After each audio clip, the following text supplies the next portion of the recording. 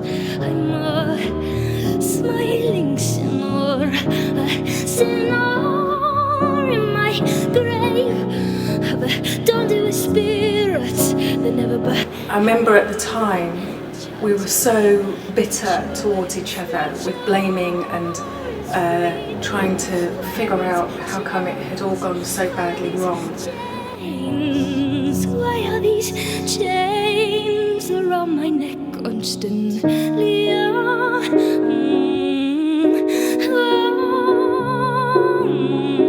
Well, what happened in the birth of my twins was that the first baby was born fine, great birth. The second baby had a lack of oxygen, and he, to cut a long story short, had brain damage.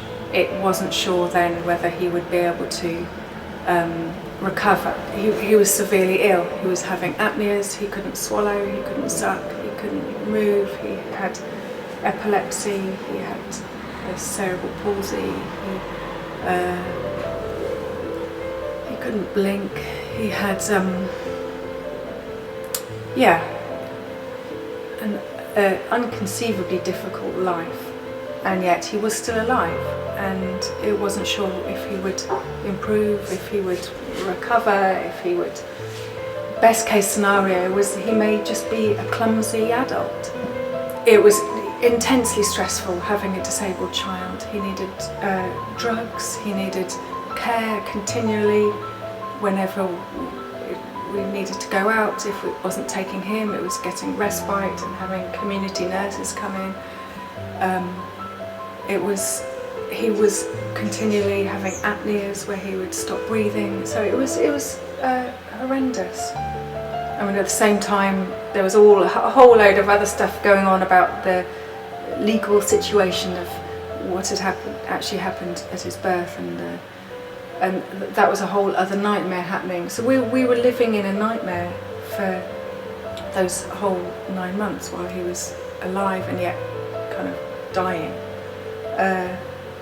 And we didn't know that, so we just knew that we had a very disabled child, that we thought he might get better, he might pull through, he had brain damage, so he might have, little babies can rewire their own brains, so there was always that hope. But in terms of me and my partner, my husband, it was horrendous.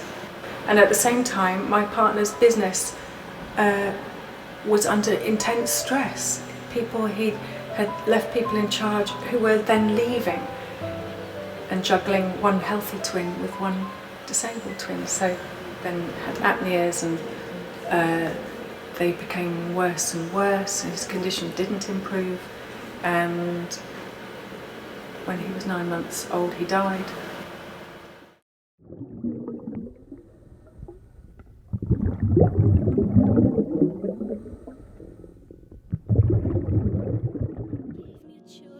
We're so good as a culture of bottling ourselves up and saying, yes, I'm fine, and yet when we let go of that and look to where the feelings are, where in our body we're feeling something, and it usually is located somewhere physically that we can actually give attention to that place, and that in itself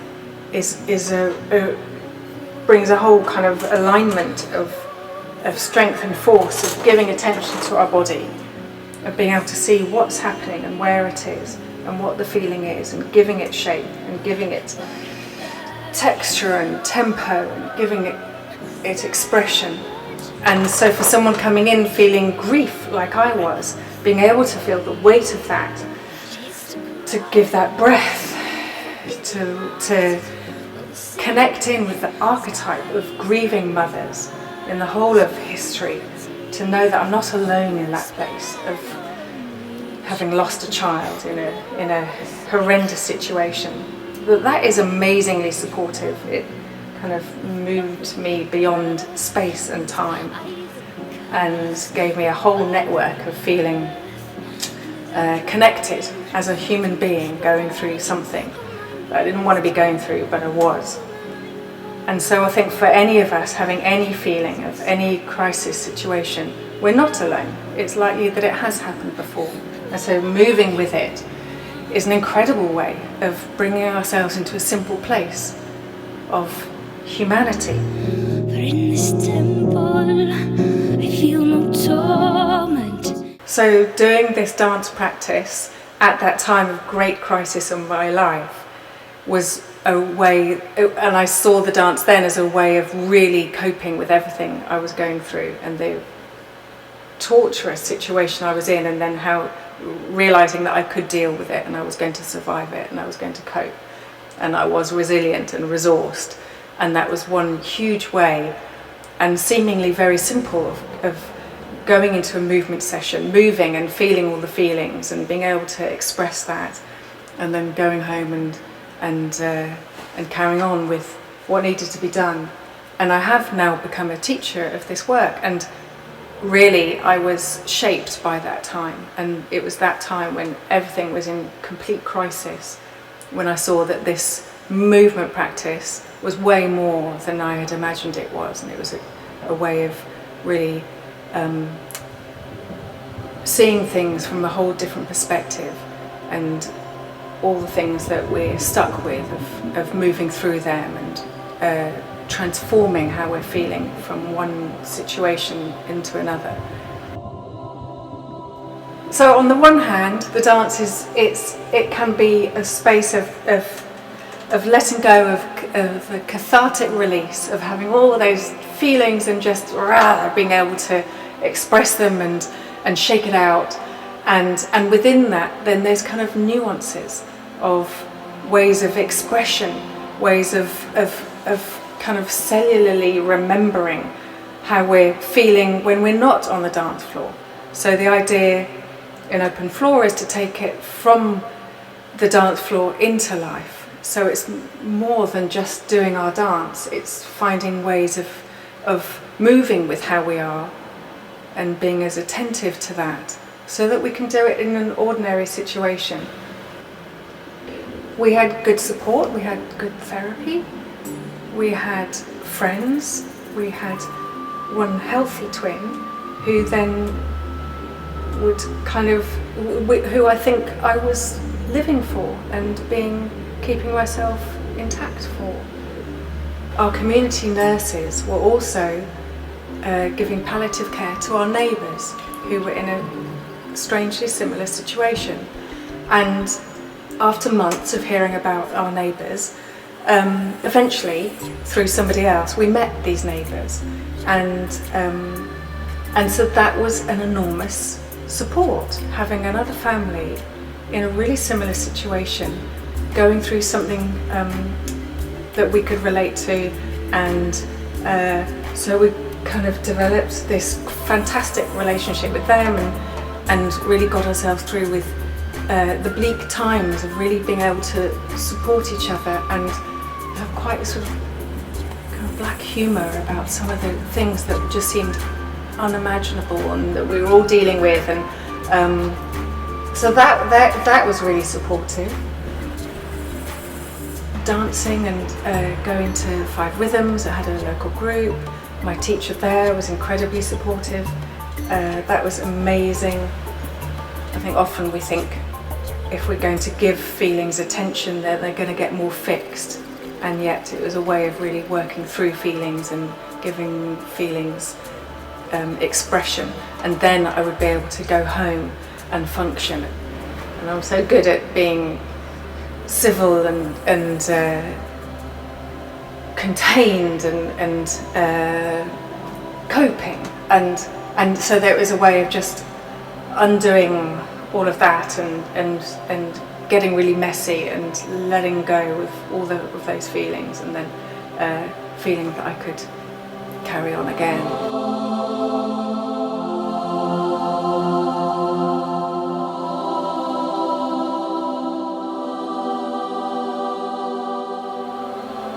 So when the horrendous situation with my baby happened, by that time I'd maybe been dancing this practice for 5 years, I think, maybe more. And I remember one point of standing in the hospital. The baby who was disabled had to have this operation on his spine, and the baby who was well had a temperature, and they were wanting to run tests on him, and I was feeling absolutely like I was not able to cope at that point. And I remember at that point thinking, I need something to change here. And I remembered my teachers over and over again saying to me, breathe. And I was able to stand there in the middle of this hospital with, I think, one baby was in one ward, another was in another, and take a breath and feel my feet in my shoes on the ground, which sounds like an incredibly simple thing. But in that moment, it felt profound, and it changed my sense of being able to cope with this torturous situation. And I knew that I needed to be able to be present for these two babies and to be there. And just taking that breath and feeling my feet was huge. And all those hours and hours and hours of dancing and sweating and listening to my teachers, it felt that it was worth it in that moment of being able to know that I could cope with this.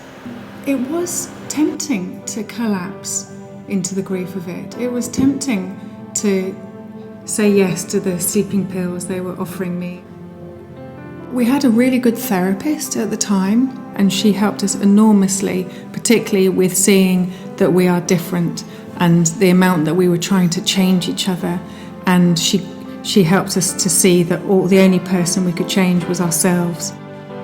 I think one thing is that we took the commitment to each other seriously. And now that was 11 years ago.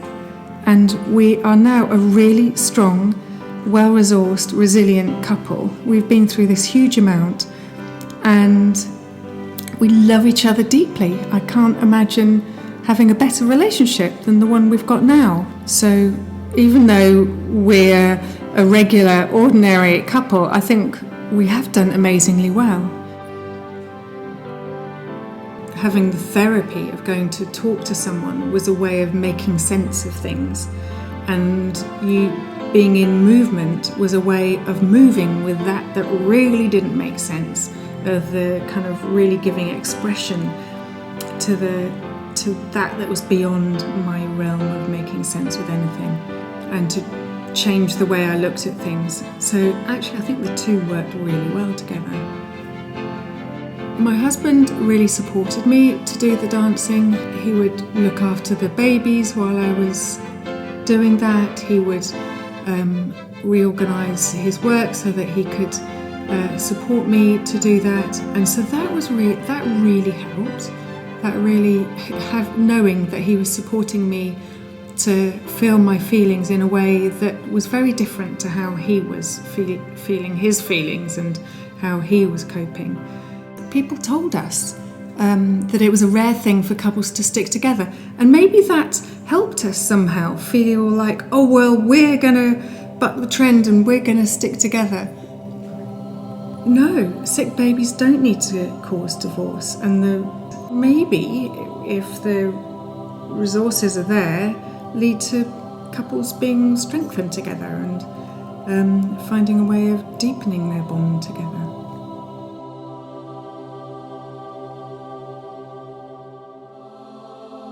There's this kind of preconception that we dance when we're happy, and yet this kind of dance is a way to move however we are, which is the thing we have to do in life anyway. We have to get up even when we're feeling distressed or in crisis or stuck or like staying in bed. So the dance is a really great kind of metaphor for practicing that on the dance floor, for having feelings and finding a way to move them. For in this temple, I feel no torment. There is a tempest where my fears lie dormant. For in this temple, I feel no temptation. There is a tempest where my love lays patient. Where my love lays I'm a smiling sinner, a sinner in my grave. But don't do a spirit that never behave, enchanted by nature. Well, if nature is free, then why are these chains? Why are these chains? Why are these chains around my neck constantly?